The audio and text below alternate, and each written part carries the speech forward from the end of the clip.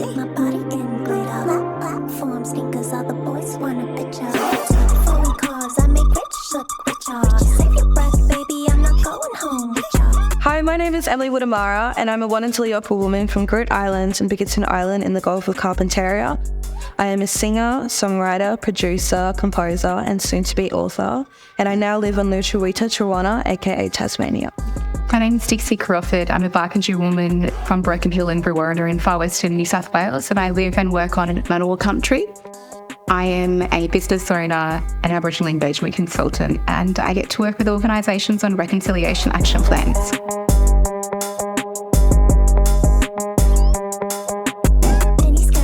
It's a really interesting question because I just think that there's so many forms of financial self-care, but for me, when I'm out traveling, because I tour a lot, and I'm usually with a group of people when I tour, I usually take time out to go get a massage, to go to the spa. I have a place in Sydney that I go to every time I'm there, just because you need those things in place to feel good mentally, but also knowing that you're spending money on making money on something that just that'll make you feel great. Yeah. It'll love yourself, feel great. Yeah. 100%. Love yourself, but also have no shame in that. You know, have no shame in loving yourself and wanting to do things for yourself. I'm a mum, and that whole mentality of always you've got to put aside for your babies, and which is 100% what I do.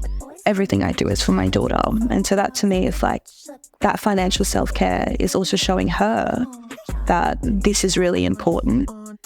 Doing these things for yourself is really important, and it's really inspiring, and it will help you so much, your mental health. The more you put into you, The more you get out. Mm-hmm. Yeah. I think for me, financial self-care, a lot of it is internal work, as much as it is external work. So every day I do give myself financial affirmations, money comes to you easily, money loves you, I love money. I just do all this reframing around the narrative of how negative money has been, because I grew up with money being, things being said, money is the root of all evil, more money, more problems. There are these narratives that just were consistently that I've heard my whole life around money. And so I spent a lot of time trying to debunk that internally for myself. So I do believe that I am worth money, and money comes to me easily. Money comes just as much as it goes. And I'm very into the spirituality of money being it's just an energy. It is just an energy for me. Sure. So self-care looks like the day-to-day affirmations and consistently doing that, because that needs to be a habit and it needs to become a practice that is almost like the standard operating way of... And then teach skills, honestly. And it's the same way with self-loving, and care just in general, right? It's just at this time it's applied with money, but I love myself so much. 100%. I don't know if anyone knows that about me, but I am so obsessed with myself. Good. I think that's magical. I truly believe that. I think I am smart and sexy and ambitious and joyful, and I feel like I've got so much to give to the world. I have spent so much time building up my self-worth and my confidence, and my belief in who I am as a woman and what I can create for myself is undeniable. Yeah. And it is completely unshakable. No one can shake me in my confidence, but that takes time to build that up, particularly as Black women in this country, when we have been told what our worth is and what our place is.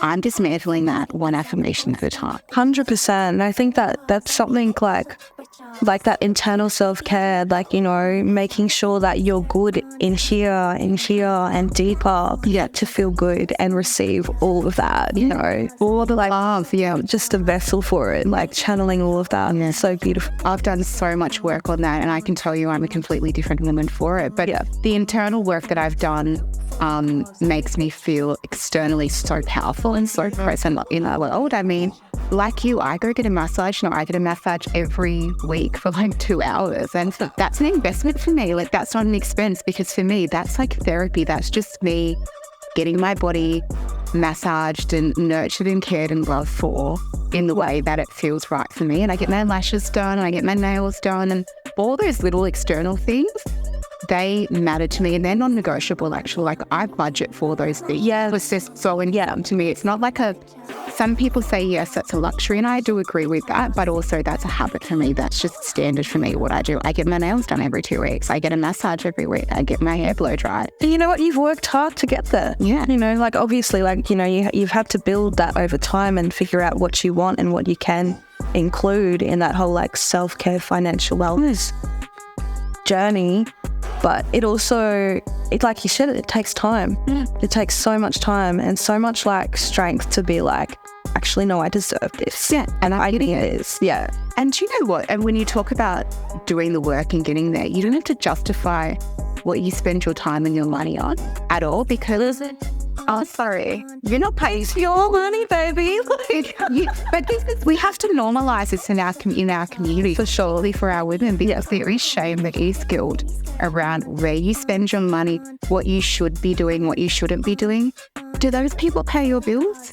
Do they work? Are they at the other end of your paycheck? No, 100%. You are in control of that. So I think knowing where your money comes from, what it is that you do with your money, you have to have confidence in those decisions that you make and be completely unapologetic about it. When I share with people what I do from a self-love perspective every week, they're like, oh, that's a lot of money. Did you pay me this week? No, you did not. No, you did not. So yeah, I think it's the internal work is just as important as what the external work is too. Especially as black women too, like black women who have money and know what they want, like know what you're working towards. That's scary to a lot of people. Yeah, that's actually terrifying. So unfamiliar with right? Because they're like, oh, I'm sorry, I don't understand. Yeah, I had you pinned for this, but now you're turning up like that, and I don't know how to handle that. But also, that's a bit of a reflection in some of our communities as well, right? Because of the letter of violence, about the criticism, about I'm having conversations about wealth and access to money that not many people that I have grown up with, or you know, in different parts of my life, would be able to engage in that conversation for whatever reason. Whether it's that they didn't have access to money, weren't creating enough money for themselves, or even aware that they wanted to create more money for themselves. And so it's an unfamiliar, uncomfortable conversation. But I also can't subscribe to someone else's beliefs about money and what it is that they think I deserve or I should have access to. Learn your own way and your own story. Like, you know, money has its own story, and that's your journey with that. Like, yes. Yeah. Phone calls, I make rich look richer. Save your breath,